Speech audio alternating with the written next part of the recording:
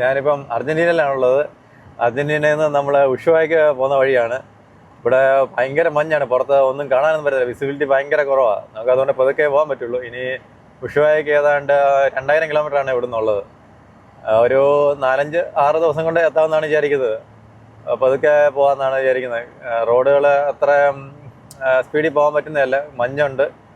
ഇപ്പം ഏകദേശം -2 ആണ് നമുക്ക് ടെമ്പറേച്ചർ കാണിക്കുന്നത്. നല്ല തണുപ്പുമാണ് പുറത്ത്. അപ്പം പുറത്തിറങ്ങി അങ്ങനെ കാഴ്ചകളൊന്നും കാണാനും പറ്റത്തില്ല, ദൂരോട്ട് കാഴ്ചകളും ഇല്ല. ഈ കോടമഞ്ഞ് കാരണം അധികം നമുക്ക് ദൂരോട്ട് കാണാനും പറ്റുന്നില്ല. അങ്ങനെയാണ് ഇവിടുത്തെ അവസ്ഥ.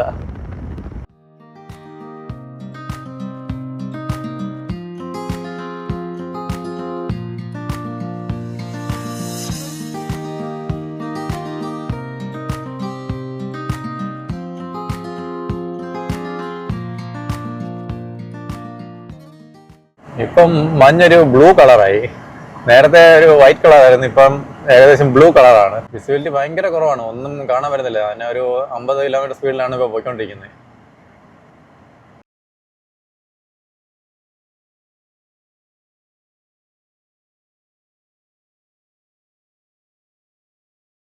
ഇപ്പം മഞ്ഞൊക്കെ മാറി നല്ല ടെമ്പറേച്ചറായി, ഇച്ചിരൂടെ കൂടി ടെമ്പറേച്ചർ 3 ഡിഗ്രി ആയി. പിന്നെ നല്ല റോഡാണ് ഇപ്പം, അതുകൊണ്ട് നല്ല സ്പീഡിലൊക്കെ പോകാൻ പറ്റുന്നുണ്ട്. 2 സൈഡിലും മലകളും നടുക്കൂടെ സ്ട്രെയിറ്റ് റോഡാണ്. നല്ല രസമുണ്ട്, നല്ലൊരു ഡ്രൈവ് ആസ്വദിക്കാൻ പറ്റിയത് ഒരു റോഡാണ്. ഇവിടുത്തെ ഒരു പ്രത്യേകത എന്ന് പറഞ്ഞാൽ രാവിലെ 8:30 ആകുമ്പോഴാണ് സൂര്യൻ ഉദിക്കുന്നത്. വിന്റർ ആയതുകൊണ്ടായിരിക്കും. ഇവിടെ സമയം മാറ്റമൊന്നുമില്ല. കാനഡയിലെ പോലെ സമയം വിന്റർ ആകുമ്പോൾ ഡേ ലൈറ്റ് സേവിങ് കാര്യങ്ങളോ ഒന്നുമില്ല തോന്നുന്നു. അതുകൊണ്ടാണെന്ന് തോന്നുന്നു 8:30 ആവും ഇവിടെ സൂര്യൻ ഉദിക്കാനായിട്ട്. അതുകൊണ്ട് നമ്മുടെ യാത്രയും അതുപോലെ ലേറ്റ് ആവുന്നു രാവിലെ തുടങ്ങാനായിട്ട്.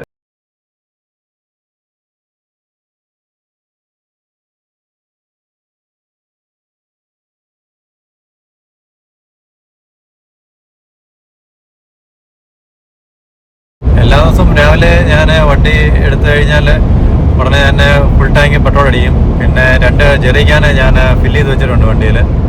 കാരണം ഇവിടെയും അധികം അടുത്തല്ല ഈ പെട്രോൾ പമ്പുകളൊക്കെ, വളരെ ദൂരത്തിലാണ്. അപ്പം നമുക്ക് ഇടയ്ക്ക് വഴിയിൽ പെട്ടുപോയാൽ ഒരു ബാക്കപ്പ് എന്നുള്ള രീതിയിൽ 2 ജെറിക്കാനിൽ ഫുള്ളായിട്ട് വെച്ചിട്ടുണ്ട്. പിന്നെ ഗൂഗിളിൽ നമുക്ക് ചിലപ്പോൾ വിശ്വസിക്കാൻ പറ്റത്തില്ല. ഇവിടെ പമ്പ ഉണ്ടെന്നൊക്കെ കാണിക്കും, പക്ഷേ ചിലപ്പോൾ അവിടെ ചെല്ലുമ്പോൾ കാണത്തില്ല. പിന്നെയുള്ള പ്രശ്നം വെച്ചാൽ ചിലയിടത്ത് കാർഡ് ഉപയോഗിക്കാൻ പറ്റത്തില്ല, നമുക്ക് ക്യാഷ് തന്നെ പേ ചെയ്യേണ്ടി വരും. കാർഡ് ആണ് ഞാൻ കൂടുതലായിട്ട് ഉപയോഗിക്കുന്നത്. അപ്പം അങ്ങനെ ഒരു പ്രശ്നമുണ്ട്.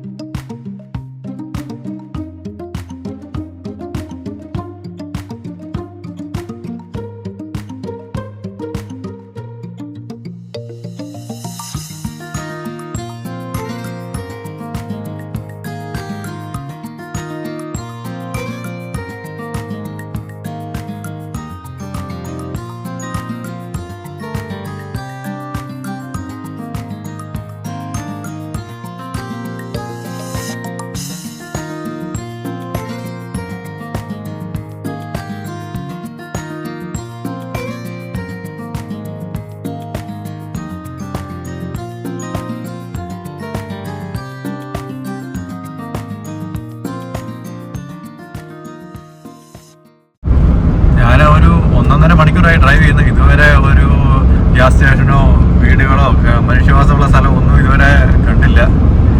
ഇങ്ങനെ ചുറ്റും മലകളും മലകളുടെ മുകളിൽ ഇങ്ങനെ മഞ്ഞ് കൊണ്ട് നടക്കുന്നതൊക്കെ നല്ല സുന്ദരമായ കാഴ്ചകളാണ് മൊത്തത്തിൽ. അതുകൊണ്ട് ബോറിംഗ് ഒന്നുമില്ല, നല്ല ഡ്രൈവാണ്.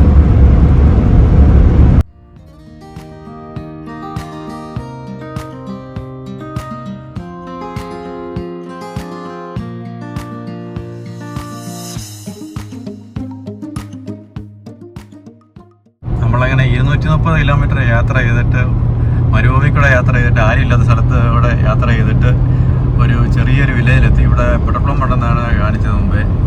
ഇവിടുന്ന് പെട്രോൾ അടിക്കണം. ഡയറക്റ്റ് ടാങ്കോളമായി പെട്രോൾ. അപ്പം ഇനി ഇവിടുന്ന് പെട്രോൾ ഫില്ല് ചെയ്തിട്ട് വേണം ഇനി ബാക്കി കണ്ടിന്യൂ ചെയ്യാനായിട്ട്. ആ ട്രക്ക് വരുന്നിടത്താണ് പമ്പുള്ളത്. അങ്ങോട്ട് കയറി പെട്രോൾ അടിച്ചിട്ട് ഒരു 10 മിനിറ്റ് റെസ്റ്റ് എടുത്തിട്ട് ഇനി ബാക്കി കണ്ടിന്യൂ ചെയ്യാമെന്ന് വിചാരിക്കുക.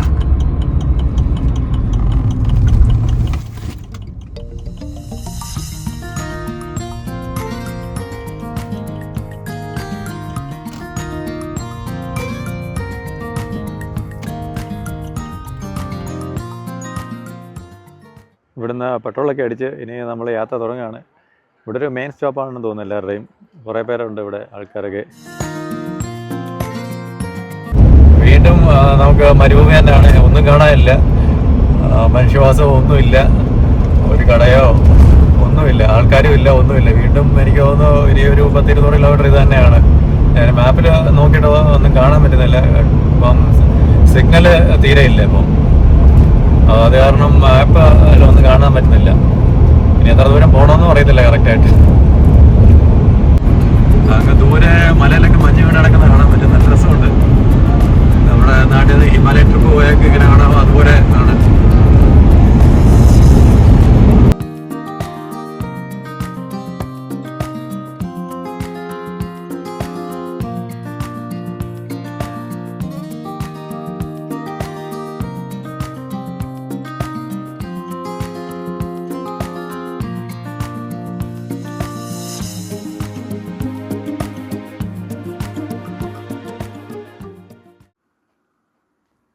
ഇവിടെ അടുത്തങ്ങ് ഒരു 100 കിലോമീറ്ററെങ്കിലും അടുത്ത് ഒരു സാധനവും ഇല്ല.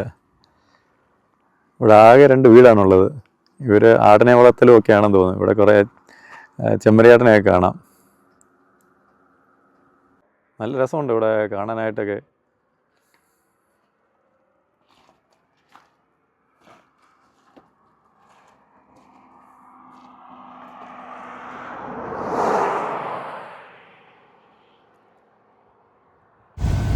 നമ്മളെ പെട്രോൾ പമ്പിൽ നിന്ന് ഒരു 100 കിലോമീറ്റർ കഴിഞ്ഞപ്പം ചെറിയൊരു വില്ലേജിലെത്തി.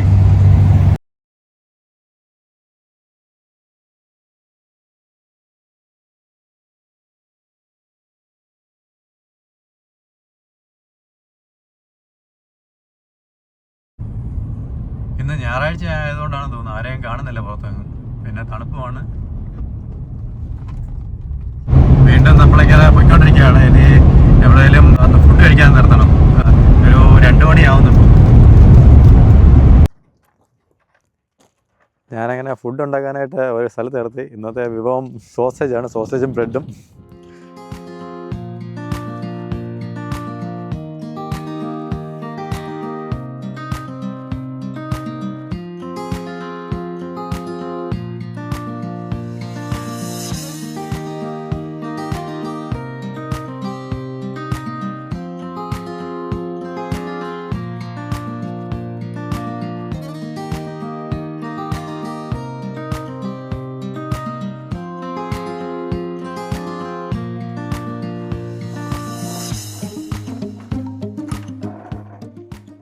നമ്മുടെ കുക്കിംഗ് ഒക്കെ കഴിഞ്ഞു.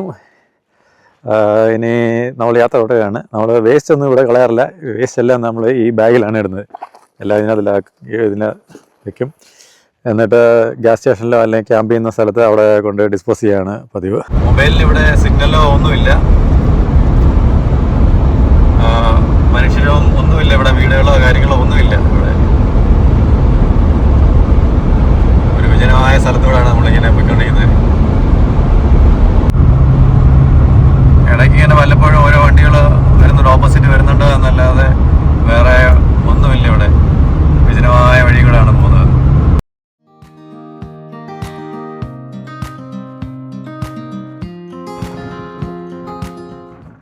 റോഡൊക്കെ മോശമായി തുടങ്ങി. നമുക്ക് അധികം സ്പീഡിൽ പോകാൻ പറ്റുന്നില്ല ഇപ്പോൾ. അതുകൊണ്ട് രക്ഷയില്ലാത്ത റോഡ്. ബൊളീവിയയിലെ റോഡ് പോലെയാണ്. ഇനി ഏകദേശം 100 കിലോമീറ്റർ കൂടെ പോകാനുണ്ട് ഇന്നത്തെ ക്യാമ്പിലേക്ക്. ഞാനൊന്നും ബുക്ക് ചെയ്തിട്ടില്ല, അവിടെ ചെന്നിട്ട് വേണം നോക്കാനായിട്ട്.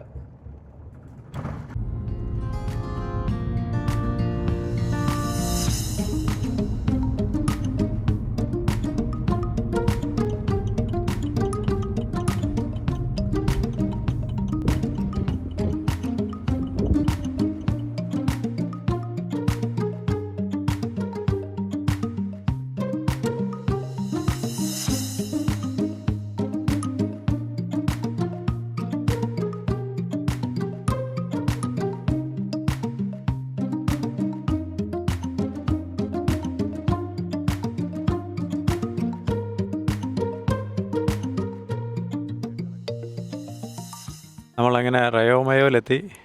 ഇതിൻ്റെ എൻട്രൻസ് ആണിത്. നമ്മൾ റയോമയോയിലെത്തി. ഇനി ആണെങ്കിൽ നമുക്ക് booking.com അല്ലെങ്കിൽ Airbnb-യിലോ ഒരു അക്കോമഡേഷൻ കിട്ടുമോ നോക്കണം. ഇന്നത്തേക്ക് നൈറ്റ് തങ്ങാനായിട്ട് ഞാൻ നോക്കട്ടെ. ഞാൻ ബുക്കിങ്ങിലും Airbnb-യിലും ഒക്കെ നോക്കിയപ്പം പൈസ കുറച്ച് കൂടുതലാണ്. ഞാനൊന്ന് കറങ്ങി നോക്കാമെന്ന് വിചാരിക്കും. ഇവിടെ അടുത്ത് എവിടെയെങ്കിലും ഉണ്ടോ എന്ന് ഡയറക്റ്റായിട്ട് പോയി ഹോട്ടലിൽ പോയി കയറി നോക്കാമെന്ന് വിചാരിക്കുകയാണ്. ഞാൻ ഒരു ഹോട്ടലിൽ തപ്പി നടന്ന് ഒരെണ്ണം കിട്ടി. ഇവിടെ ഓവർലാൻഡിങ്ങുകാരൊക്കെ താമസിക്കുന്ന ഇവിടെയാണെന്ന് തോന്നുന്നു. ഇവിടെ ഏകദേശം $50 ബാക്കി എല്ലായിടത്തും ഏകദേശം സെയിം തന്നെയാണ്, ഇൻക്ലൂഡിങ് ബ്രേക്ക്ഫാസ്റ്റ് $50. അപ്പോൾ ഇന്ന് ഇവിടെയാണ് സ്റ്റേ. എന്നിട്ട് നാളെ രാവിലെ ഇനി വീണ്ടും ഉഷുവായിക്കുള്ള ട്രിപ്പ് കണ്ടിന്യൂ ചെയ്യും.